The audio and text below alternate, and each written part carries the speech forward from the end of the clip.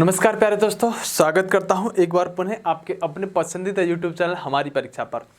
स्वास्थ्य सभी का ठीक चल रहा होगा और उत्तर प्रदेश एसआई की जो 95 से 34 जगह हैं उसके लिए जो जिद्दोजहद आपकी जारी होनी चाहिए, आप उसके सफलता की तरफ अग्रसर बढ़ते रहें। थोड़े छोटे छोटे कदमों से उस सफलता की तरफ मेहनत करते हुए आगे बढ़ते रहें, निरंतर प्रयास करते रहें। और अगर आप निरंतरता रखेंगे और प्रयास को आगे बढ़ाते रहेंगे, प्रयास करते रहेंगे, तो आप एक दिन सफलता के नज़दीक पहुंच जाएंगे। चाहे आप जिस भी एग्जाम की तैयारी कर रहे हैं, सफलता एक दिन में नहीं मिलती, लेकिन एक दिन जरूर मिल जाती है। इस बात को अपने मस्तिष्क में सेट रखिएगा। अगर आपको जीवन में कभी भी ऐसा लगे कि सर मैं डिमोटिवेट हो रहा हूं, सर मैं परेशान हो गया हूं, सर मैं इस समय क्या करूं, बड़ा हताश हूं, निराश हूं और समस्या बहुत है जीवन में, और इस समय जो जवानी की समस्या हो सकती है वो ऐसी ही हो सकती है, जॉब ना लगना, तो आप उस समय ध्यान रखिएगा कि आप इस दुनिया में सबसे ज्यादा ताकतवर व्यक्ति हैं, सबसे ज्यादा सफल व्यक्ति हैं। क्योंकि अगर आप शारीरिक रूप से और मानसिक रूप से स्वस्थ हैं, तो मेरा मानना यह है प्यारे दोस्तों, फिर आप किसी भी पीड़ा के शिकार नहीं है। क्योंकि इस दुनिया में सबसे बड़ी, यहां पर सबसे बड़ी समस्या जो है कि अगर आप शारीरिक और मानसिक रूप से स्वस्थ नहीं है, तो आप सबसे ज्यादा यहां पर बड़ी परेशानी की तरफ आगे बढ़ रहे हैं। लेकिन अगर आपको भगवान ने दो चीजें दे दी, एक आपको शारीरिक रूप से स्वस्थ कर दिया, मतलब आपका पैर दोनों हैं, हाथ दोनों हैं, सही देख पाते हैं, सही सुन पाते हैं, ये आपको ठीक चीजें दे दी, शारीरिक स्वास्थ्य आपका एकदम बेहतरीन है, आपका सोचने का तरीका अच्छा है, आपके अंदर मस्तिष्क है वो अच्छी तरह से आपके लेवल पर काम कर सकता है। तो अगर दो चीज आपको भगवान ने दे दी है, तो मेरा मानना यह है कि अब आपको तीसरी किसी चीज की आवश्यकता नहीं है। अब आपको दो चीज देने के बाद हर चीज आपको खुद ब खुद हासिल करनी पड़ेगी। क्योंकि जो व्यक्ति सफल होते हैं उनके पास भी यही 24 घंटे का समय होता है। एक आईएएस बनने वाले व्यक्ति के पास वही 24 घंटे होते हैं जो एक छोटे से क्लर्क बनने वाले बच्चे के पास होते हैं।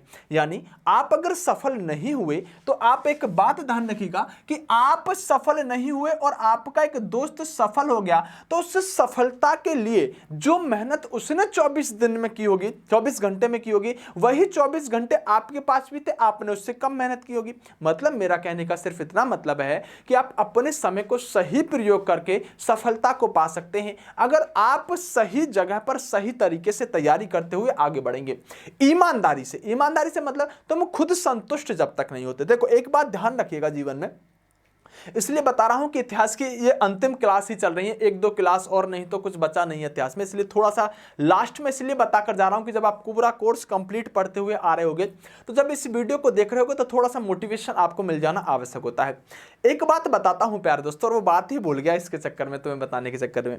बताना मैं ये चाह रहा था प्यारे दोस्तों कि आप जब भी अपने जीवन को जिए, अपने जीवन में ध्यान रखिएगा कि मैं बार बार कह रहा हूं कि शारीरिक स्वास्थ्य और मानसिक स्वास्थ्य अगर आप हैं, क्योंकि आपका जो शारीरिक और मानसिक स्वास्थ्य होना है ना, मैं इसको कई बार भाग्य से रिलेट कर देता हूं।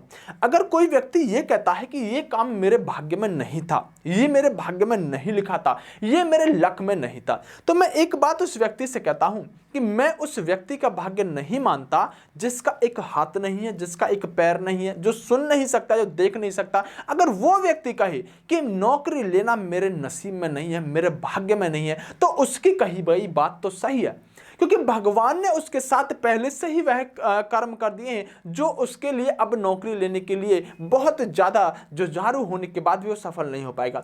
लेकिन अगर आप एक व्यक्ति हैं, आप एक अच्छे व्यक्ति हैं, शारीरिक स्वस्थ हैं, तो अब आप ये नहीं कह सकते कि आपके नसीब में क्या चीज नहीं है, क्योंकि नसीब को बदला जा सकता है। आपके सामने, मेहनत के सामने ये नसीब, ये लक कोई चीज नहीं होती।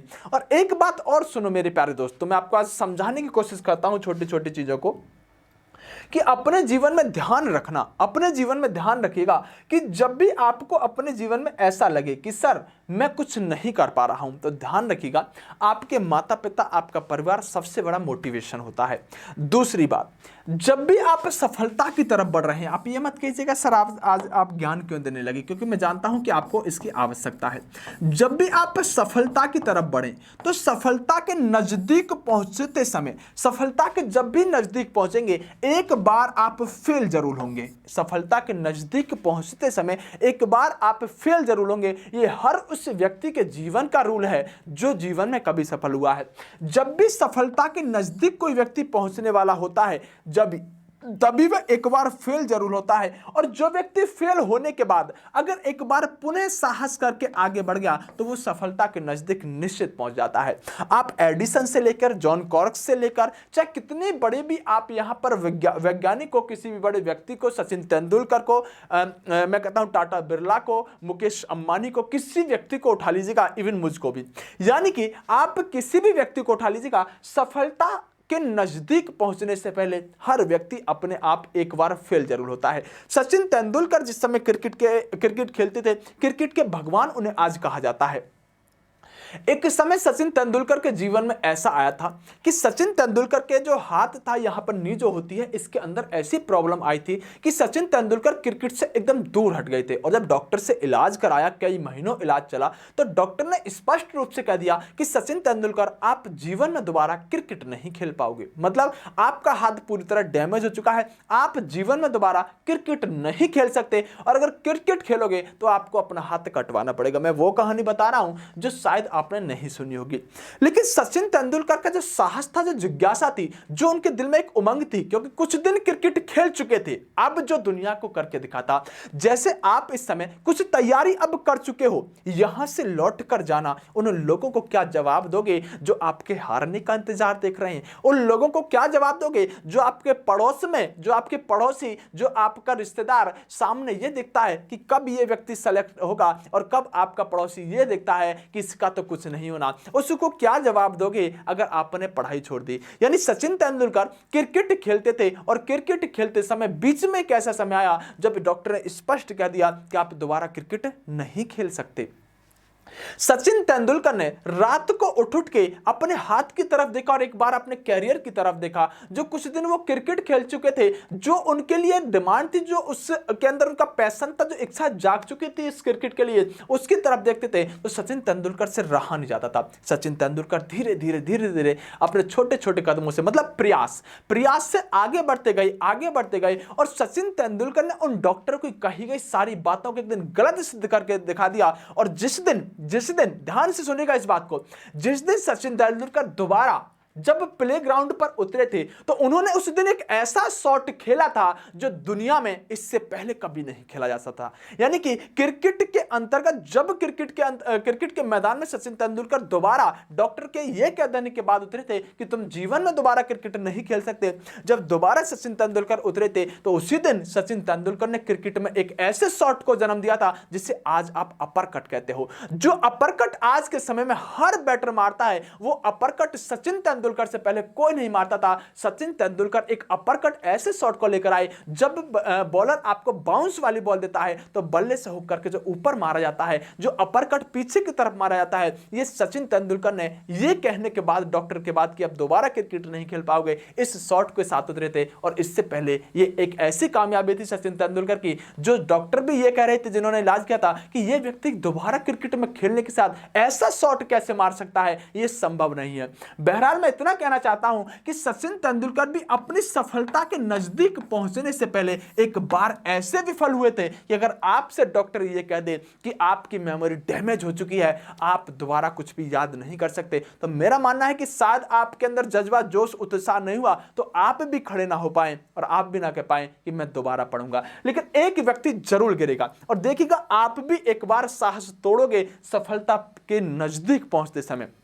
लेकिन मेरी बात इसको ध्यान रखिएगा, जो मैं आपको कोर्स के अंतिम समय में बताने जा रहा हूं कि जब भी आप डिमोटिवेट होकर गिरकर यह कहने वाले हो ना कि अब मैं नहीं कर सकता, अब मैं सब चीज छोड़ने वाला हूं, उसी समय मेरी इसी बात को याद कर लीजिएगा कि सफलता के नजदीक पहुंचने से पहले एक बार व्यक्ति गिरता जरूर है। और हो सकता है यह आपका वही दौर हो जो आप अभी गिरने वाले हो, छोड़ने वाले हो, खत्म करने वाले हो सकता है कि 4 कदम दूरी अब आपकी सफलता बची हो। क्योंकि मैं बार बार कहता हूं कि सफलता के नजदीक पहुंचने से पहले एक बार व्यक्ति गिरता जरूर है। इसका एग्जांपल कभी आप देख लीजिएगा, जैसे आपका कोई दोस्त वगैरह हो, जैसे कि मान लीजिएगा उसके मेरिट 75 पर रही हो, तो एक बार जरूर होगा वो 73-74 के आसपास रहा होगा, लेकिन अगली बार उसका सिलेक्शन हो गया होगा। यानी जो मैं आपसे कहना चाहता हूं कि सफलता के नजदीक पहुंचने से पहले हर व्यक्ति एक बार गिरता जरूर है। अब आइएगा, मेरी बात को समझिएगा और उत्साह के साथ पढ़िएगा।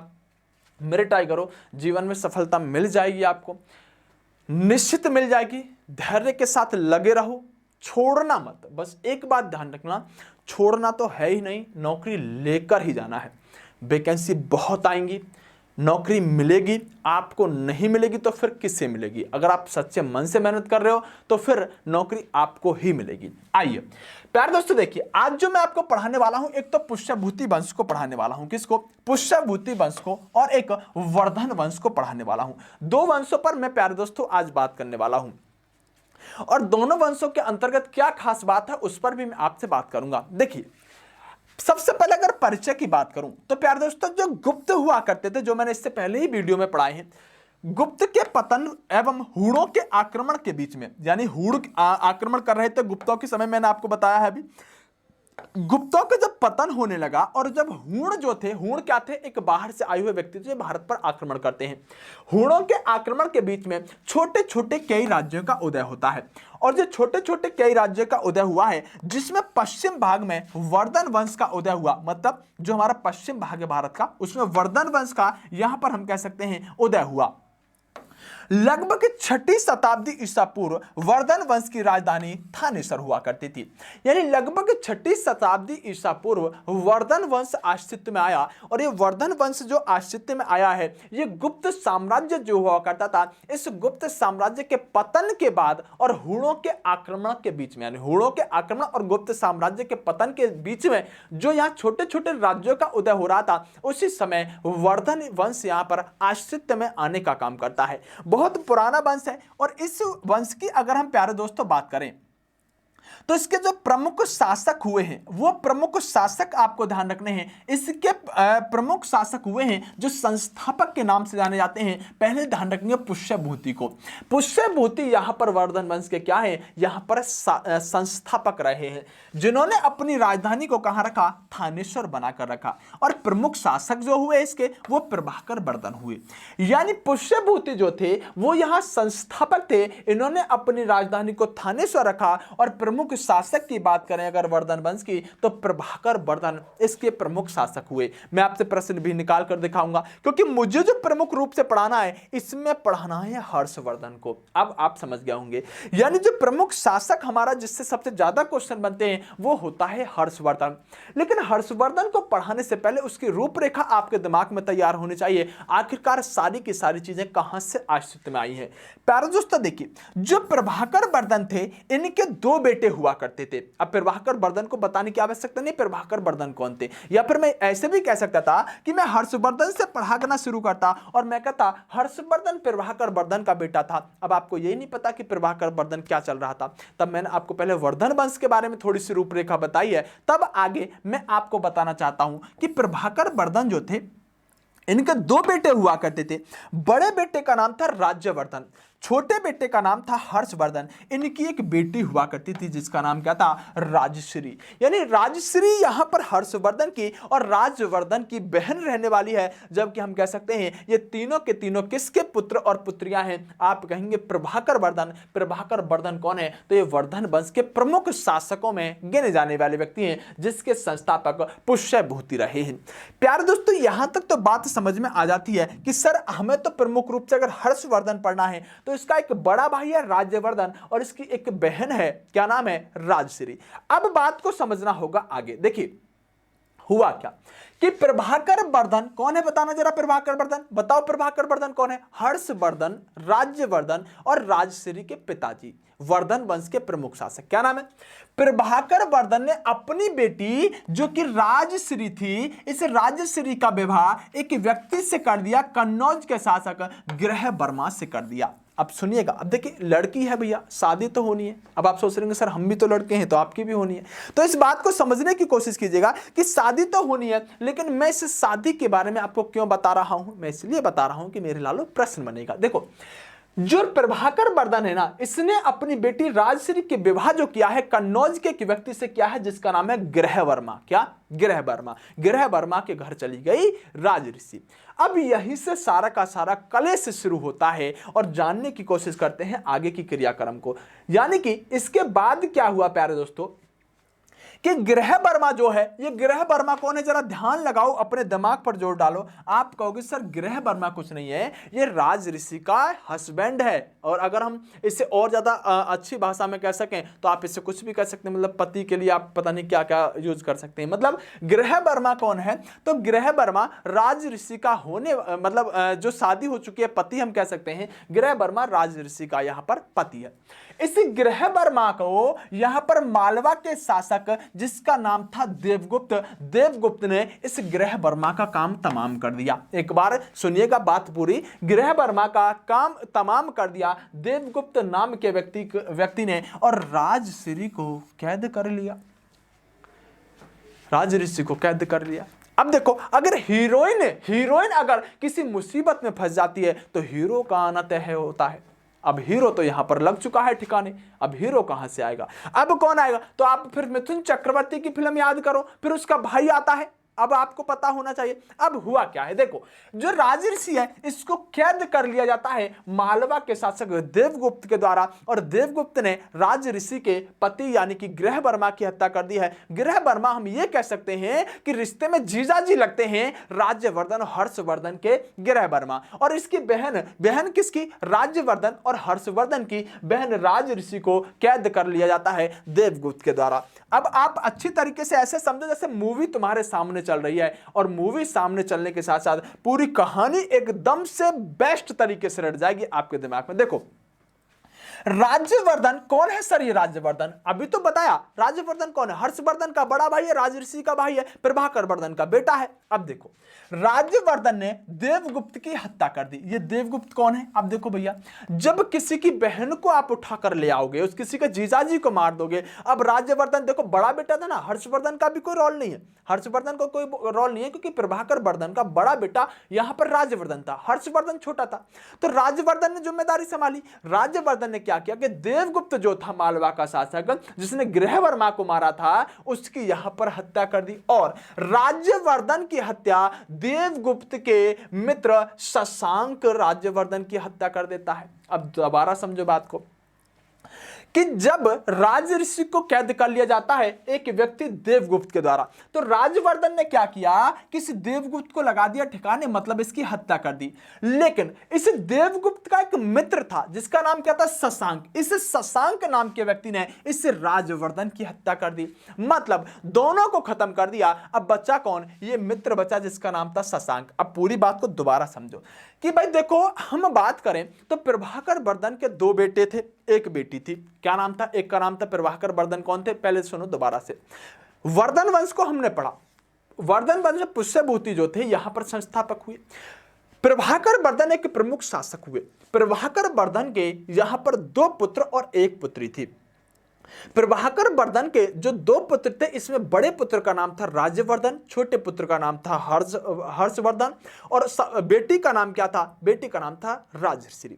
इस राजश्री की जो शादी होती है वो एक व्यक्ति से होती है जिसका नाम अभी मैंने आपको स्पष्ट कर दिया है, जिसका नाम था ग्रह वर्मा। ग्रह वर्मा की हत्या एक व्यक्ति कर देता है। अब हत्या क्यों हुई है, साम्राज्य विस्तार के कारण। ग्रह वर्मा की हत्या कर देता है देवगुप्त नाम का व्यक्ति, और राजऋषि को बना लेता है बंदी। राजऋषि की हत्या कर, राजऋषि को बंदी बनाने के बाद जो देवगुप्त ने ग्रह वर्मा की हत्या की थी, इसीलिए राजऋषि का भाई राज्यवर्धन इस देवगुप्त की हत्या कर देता है। और देवगुप्त का मित्र जो था, देवगुप्त का मित्र जो था, जब इसने देखा देवगुप्त यानी मेरे मित्र की हत्या कर दी, तो शशांक ने क्या किया, राज्यवर्धन की यहां पर हत्या कर दी। इतना टफ मामला होता है, जब प्रश्न पूछा जाता है तो बड़ा क्रिटिकल सीन हो जाता है। लेकिन जिस तरह मैं आपको याद कराने की कोशिश कर रहा हूं ना, उसी तरह से आप इसे याद करने की कोशिश करेंगे। अब होना क्या है, अब देखो, जब राज्यवर्धन मर गया तो सीधी सीधी बात है, अब शासक कौन बनेगा, हर्षवर्धन बनेगा। क्योंकि भाई छोटा तो हर्षवर्धन ही था, बड़ा राज्यवर्धन था प्रभाकर वर्धन का बेटा, और छोटा हर्षवर्धन था, तो बड़ा बेटा मर गया। अब कौन, शशांक ने मार दिया, और शासक कौन बना, अब बना शासक हर्षवर्धन। अब देखो, हर्षवर्धन 606 एडी में राजा बना। उस समय उसकी उम्र कितनी हुआ करती थी, सिर्फ यहां पर 16 वर्ष की आयु में हर्षवर्धन यहां शासक बन जाता है। हर्षवर्धन को क्या कहा जाता है, शिलादित्य के नाम से जाना जाता है। यह प्रश्न आप थोड़ा सा ध्यान रखिएगा, हर्षवर्धन का यहां पर नाम इस नाम से जाना जाता है। और देखिए, हर्ष ने शशांक को पराजित करके, कौन है शशांक, जरा बताना कौन है शशांक? यह वही शशांक है जिसने राज्यवर्धन को मारा था। राज्यवर्धन कौन था? अब भैया इसका हर्षवर्धन का बड़ा ही भाई तो राज्यवर्धन था। हर्षवर्धन ने क्या किया, हर्षवर्धन ने क्या किया, शशांक को पराजित करके कन्नौज को जीता। और शशांक जो था ये शेष धर्म को मानने वाला व्यक्ति था। और इसने क्या किया, गुस्से में आकर, शशांक जो था ये शेष धर्म को मानने वाला था, तो हर्षवर्धन ने शशांक ने क्या किया कि जो बोध वृक्ष हुआ करता था उसको बोध गया में स्थित था, उसको कटवा देने का काम किया। किसको? बोध वृक्ष जो था जिसके नीचे ज्ञान प्राप्त हुआ करता था, ये बहुत पवित्र था, इसको कटवाने का काम इस व्यक्ति ने कर दिया। और इसके बाद प्यारे दोस्तों, इसके बाद अगर हम बात करें तो इसके बाद हर्षवर्धन ने अपनी राजधानी को कहां बनाया, यह प्रश्न आपसे पूछा जाने वाला प्रश्न है। तो ध्यान रखिएगा, हर्षवर्धन ने अपनी राजधानी को कन्नौज बनाया। यह प्रश्न पूछा जाता है कि हर्ष की या हर्षवर्धन की राजधानी कहां रही है, तो आप कहेंगे हर्षवर्धन की राजधानी कन्नौज रही है। और देखिए होनसांग, मैंने अभी आपको बताया होगा फाहियान चंद्रगुप्त के समय में आता, और मैंने आपको याद कराया था। देखो होनसांग, इसको आधा है लिखा जाता है। क्या लिखा जाता है? इसको एक बार पूरा मिटाता हूं। इसको आधा है लिखा जाता है, और आधा है अगर लिखा जाता है तो ये भी तो हर्षवर्धन में है आता है। तो आप ध्यान रखेंगे कि फाहियान जो आया वो चंद्रगुप्त के समय में आया, और होनसांग जो आया वो हर्षवर्धन के समय में आया। ये प्रश्न आपसे पूछा जाता है कि हर्षवर्धन किसके शासक काल में, ये विदेशी व्यक्ति थे जो इनके साम्राज्य में आने का काम करते हैं। तो होनसांग किसके समय में आया? आप कहेंगे हर्षवर्धन के समय में होनसांग भारत में आया। देखो प्रियदर्शिका, नागानंद और रत्नावली नाटकों की रचना करने का श्रेय किसे जाता है? तो आप कहेंगे हर्षवर्धन को जाता है। हर्ष ने कन्नौज में विभिन्न धर्मों का विशाल सभा का आयोजन कराना शुरू किया। हर्षवर्धन ने क्या किया कि कन्नौज में जो विभिन्न तरह के धर्म होते थे उनका विशाल सभा का आयोजन कराने का काम। यह प्रश्न कैसे पूछा जाएगा? कन्नौज शहर में कौन से वंश का प्रतापी शासक यहां विभिन्न धर्मों के लिए सभा कराने का काम करता था? तो आप कहेंगे हर्षवर्धन कन्नौज के अंदर विभिन्न धर्मों का विशाल आयोजन कराने का काम करता था। और देखिए इससे क्या प्रश्न पूछा जाता है, यह व्यक्ति क्या करता था कि प्रत्येक 5 वर्ष में प्रयाग में एक समारोह का आयोजन करता था जिसे महामोक्ष परिषद कहा जाता था। आपसे यह प्रश्न कई बार पूछा गया है। महामोक्ष परिषद का आयोजन प्रयाग में, कहां पर? इलाहाबाद या प्रयाग में कौन करता था? तो आप कहेंगे महामोक्ष जो परिषद था यह हर्षवर्धन के द्वारा कराए जाने वाला एक यहां पर प्रोग्राम हुआ करता था। इसके बाद देखिए बाणभट्ट जो था वो हर्षवर्धन के समय में ही रहा करता था, और इसे बाणभट्ट ने हर्षचरित लिखी। कौन सी? हर्षचरित एक पुस्तक है जो बाणभट्ट, इसको दोनों को एक साथ याद रखेंगे। हर्षचरित कादंबरी किसने लिखी? हर्षचरित कादंबरी किसने लिखी? तो आप कहेंगे सर ये बाणभट्ट ने लिखी। 2 किताबें, हर्षचरित अलग है और कादंबरी अलग है। हर्षचरित कादंबरी किसने लिखी? आप कहेंगे सर बाणभट्ट ने लिखी। लेकिन होनसांग के द्वारा सीयू की एक किताब है, ये क्या है? ये किताब है, ये ऐसे ही लिखी जाती है सीयू की नामक जो किताब लिखी गई है वो होनसांग के द्वारा लिखी गई है। और होनसांग हर्षवर्धन के समय में यह भारत के यहां आने का काम करता है। कल्हड़ के द्वारा कौन सी किताब लिखी गई है? तो रजत तरंगिणी जो है ये कल्हड़ के द्वारा लिखी किताब है। रजत तरंगिणी जो है ये कल्हड़ के द्वारा लिखी किताब है। प्यारे दोस्तों देखिए मैं आपको छोटी छोटी वीडियो इसलिए दे रहा हूं क्योंकि जिससे आपके ऊपर ज्यादा वर्डन बिल्कुल भी ना पड़े।